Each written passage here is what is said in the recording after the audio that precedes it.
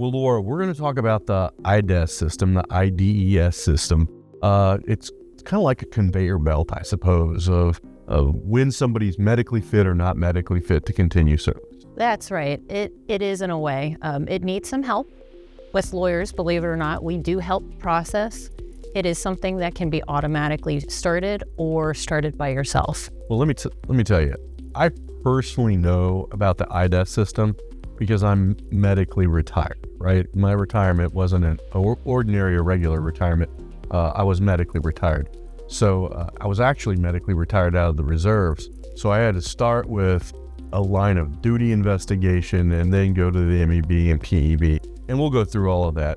But what is IDES in and of itself? IDES is a great idea, actually, that Congress had. Believe it or not, it stands for the Integrated Disability Evaluation System. We have a process, an administrative process in all the branches to funnel people out if they are not capable of being service members anymore due to medical reasons. We also have the VA, which everyone's familiar with. For a while, there were two different systems. They were incompatible, gave different severity levels, stage conditions. It's too much.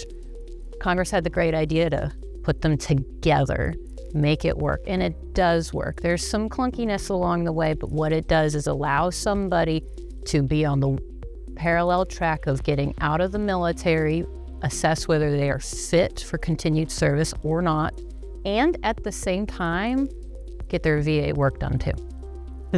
Well, that makes a lot of sense. What typically triggers an IDES system, or what triggers the evaluation of whether or not you're medically fit? Typically, it requires a permanent 3 or 4 profile. These letters, PULHES, at the top of everyone's profile. Most people have never looked at it until they're in the process. Those stand for physical capacity, U, upper body, L, lower body, H for hearing, E for ears and eyes, and then S for psychiatric because the pay was already taken. And if you're rated by a provider at a severity level of 3 or 4 out of 4, you're automatically in. And it has to be permanent or temporary? Permanent. You can argue for it to be permanent, of course, and that's a condition of being put into the system. Well, like for me, I received a P3 profile, but since I was in the reserves, the first thing I got was notice that it was not service connected. Interesting. Okay. That makes sense because you were in the reserves. One of the first conditions precedent for a reservist is to figure out if your medical illness or injury was caused as a condition of your service when you were activated. If you are on active duty, as long as it's found, anything absent of reckless conduct and things like that, DUI, those sorts of things, it is already service connected by virtue of you being in. When you're a reservist, you got to jump over one more hoop to do that. And that's why they did the line of duty in this. That's exactly right. And I suppose you have to have affirmative findings or a finding of in the line of duty before it will even trigger an MEB. That's exactly right in your case. So what is an MEB? MEB is the first stage of 2 in the branch side of the parallel track with the branch administrative action with the VA.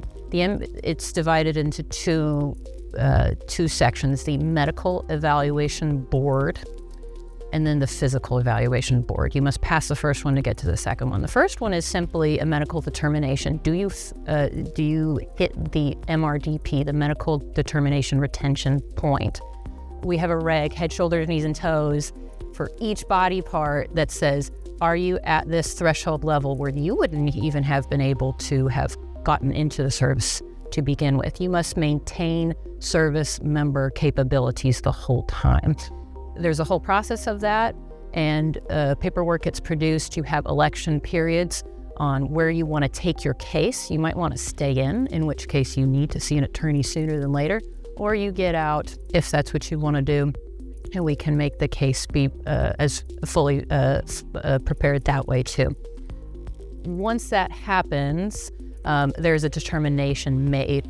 Are you medically capable of staying in or not? And that's the MEB? That is the MEB. Can you appeal that decision? Of course you can. Like I said, there are many election points, and one of those points is to do a rebuttal. You can do an informal medical review. You can request one of those. Most of the time, the problems with these boards is just, quite frankly, the packets are inadequate. Not our packets, not what we put forth, but what the deciders of the information are getting. They're just incomplete most of the time. Is there a service connection point that's missing? Is there something missing in the actual medical records? Maybe you didn't go to sick call when you should have. You didn't want to risk flight duty. You didn't want to do any of that. We need to make sure it is full and complete so that they can get the whole picture. Right. Now, I've had two types of clients. I've had clients that said, hey, I'm facing an MEB. I really want to stay in. And I've had clients that say, hey, I'm facing an MEB. Right. I really want to get out. Right. Yes. So I guess we would need to determine first, what does the client want to do? That's exactly right. We also have to determine what type of MOS they have. If you're a general officer, if you're a pilot, if you're a physician, and other special duty MOSs like that, not so fast. It is a lot harder for those sorts of service members to get out.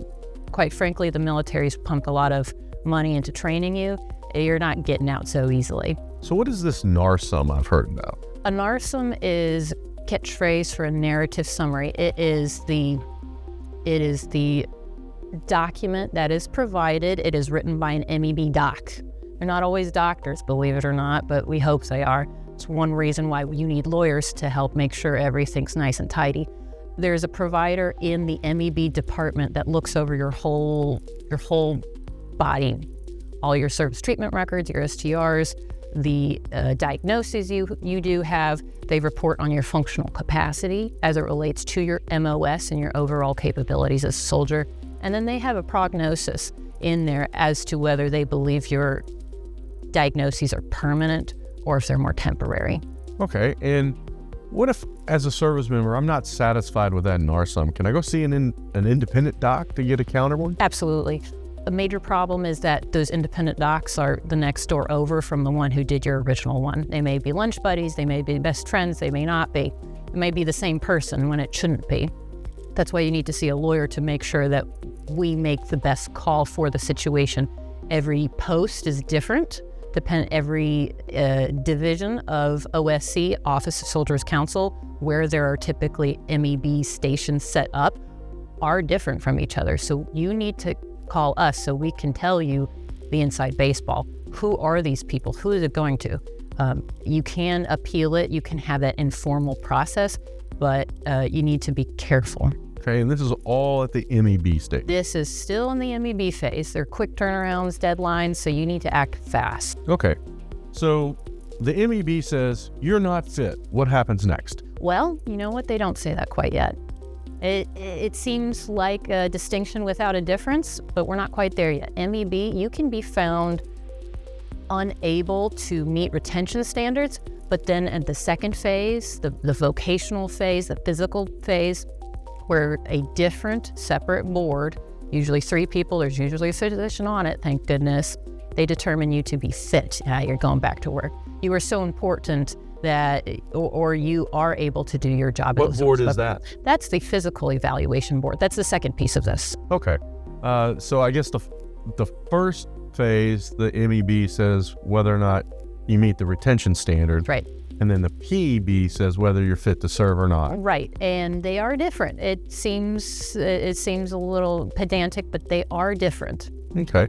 So what happens at the PEB? The PEB phase, many things. If you have, if everything's clipping along at a good pace and the packet is full and final, you don't need to add anything. Those situations don't happen terribly often, but they do. You can opt to have an informal board, which means they don't meet. Someone looks at your paperwork, maybe sitting from home, working from home, and they give you a thumbs up or thumbs down. You are unfit. Okay. Off you go. So what happens if we've done an informal board and I'm not satisfied with the results? What can I do? It's another bite at the apple. You can have a formal board. That is an opportunity for you to go before the board, and if you retain an attorney, we go with you. And we demonstrate before the board whatever it is you want to do, stay in or get out. And if you want to get out, on what basis, and if you want to stay in, on what basis, line by line, and very clearly and quickly, because everybody has thousands of pages of medical records. Nobody's reading everything. It's just impossible. Even with AI, AI can be clunky. It's impossible. We read everything. We present it in a very succinct way that hits every element that they need to hear. So it's easy. We give them everything as simple as possible so they cannot refuse what we're asking. Well, can I hire my own private doctor? Yes. Look, you run into problems with that, of course. Quite frankly, people they're going to look at it with suspicion. Most doctors aren't going to risk their licenses for some service member they've never met before. They're just not going to do that. Right. It is better to get a doctor at your local MTF, preferably someone you've seen more than just once, more than twice.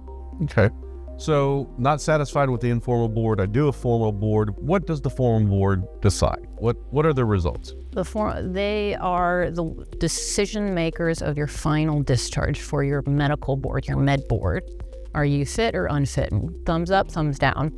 That's the basic level of determination. They can also assess whether your unfitting conditions, the conditions that are the reason you're getting out, whether they were incurred as a result of combat-related activity. You could be doing airborne jumps as practice. You could be actually in a combat zone doing activities where, something arises, shootout or something. Those things get coded a special way, and the PEB, that board, will assign those special codes there too. Do they assign a percentage of disability there? They do, but what they don't do is come up with the disability percentage. They look at whatever the VA's been doing. Remember that parallel track that's been going this whole time? Everything you do at the very beginning of this process, it's important to get an attorney early. It doesn't occur to people to get an attorney early, but you should. The military only gives you attorneys for free in two circumstances. One, when you're in trouble, and two, when you're going through the med board. People always know the trouble one, you get assigned to defense services, but us, it didn't always occur to people. Come to us now, because at that point, we can put on the paperwork for the VA to be doing all this at the same time.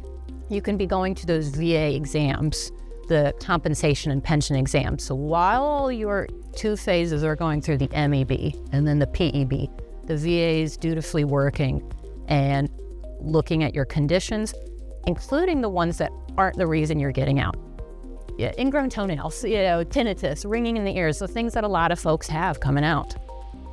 They assign ratings to all of those, or they don't. It depends on the service connection in the first place, and then it also depends on the rating schedule, the VA schedule for rating disabilities. From those, that board, now we're back to your question, looks at what ratings were given to the conditions that the board finds unfitting. Not every condition that's put you forth before the board may be unfitting. Some will, some might, all or none. Whichever ones they ultimately find you unfitting for, they look at the ratings from the VA and they just plot those in their paperwork. Those ratings from the military are very determinative as to how you get out, the money you get, quite frankly, when you get out. Okay. And so the PEB adopts the VA's findings on percentages. They do. And then that determines what percentage of your retirement that you receive. That's exactly right. Okay. So what should a soldier do who's facing an MEB or a PEB and is going through this process? You need to seek legal counsel immediately. Right now, the Office of Soldiers Counsel, which is the body that the military has that operates the lawyers that assist in these matters, are operating on a skeleton crew. They're crushed them, maybe 15% of what it used to be, probably less. We know how to do it. Mm-hmm. There are things that you need to do from the outset that you cannot reverse once you're down the path. Or if you can, it's going to be a real uphill battle. And it would be very costly. It just doesn't have to be. Seems like these early decisions in the MEB, PEB, and the VA process and determining a percentage could be worth millions of dollars. Absolutely. Upwards of $2 million in a lot of cases. If you retire with benefits, if you medically retire, there's length of service retirement, there's also medical retirement. That's a term of art. That means that the percentages that the PEB assigns you with, that they got from the VA, are 30% or more. When you get that, you get TRICARE for life. You get certain benefits that someone who has less than 30% do not get. It can be upwards of $2 million for the rest of your life and your family. If you're facing an MEB or a PEB or going through the IDES process, you need to seek legal counsel. We are the law office of Will M. Helixon. We are your warrior advocates. You defend the nation, we defend you.